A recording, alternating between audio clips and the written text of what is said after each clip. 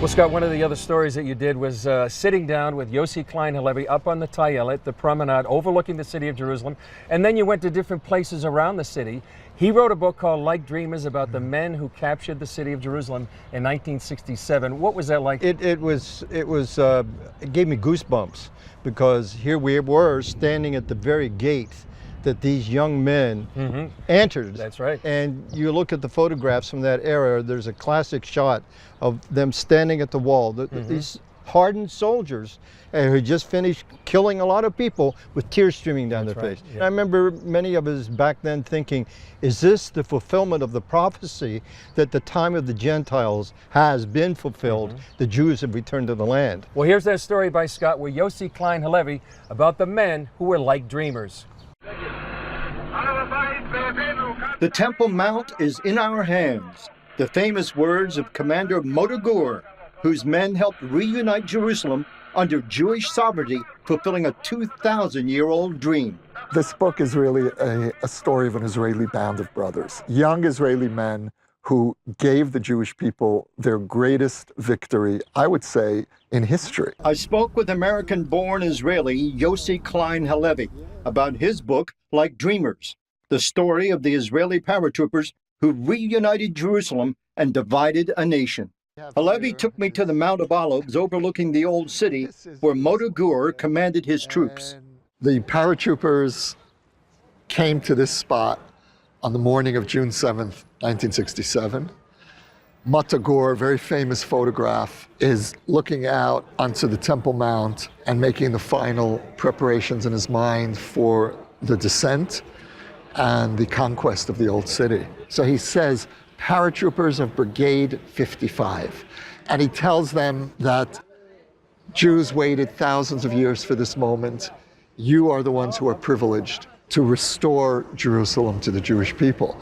We retraced their steps to Lion's Gate of the Old City. This is the gate that the paratroopers, the Israeli soldiers, entered on June 7th, 1967.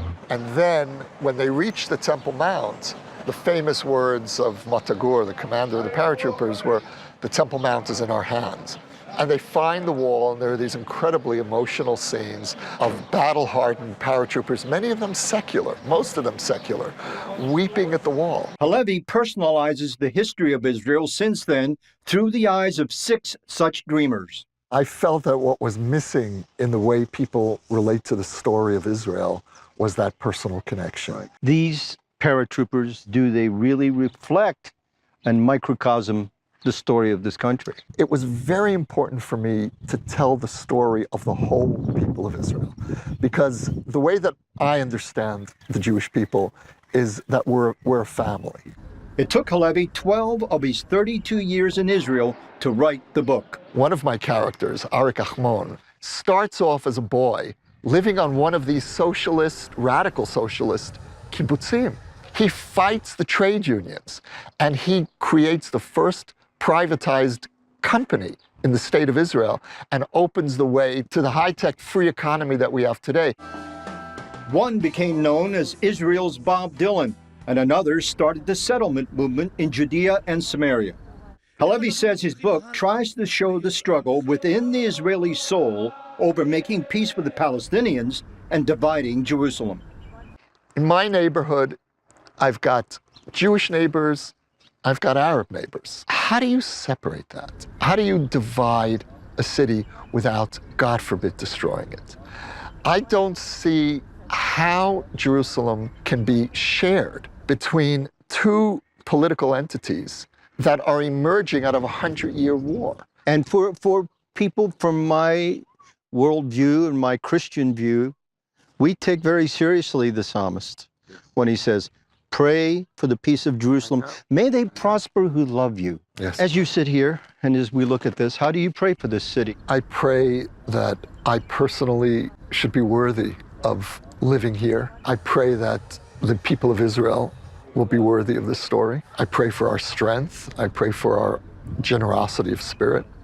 I pray that we be protected from hatred, that our hearts be open to love all the people of this land and all those who turn toward the city with hope. I pray for all of us, and That's my prayer.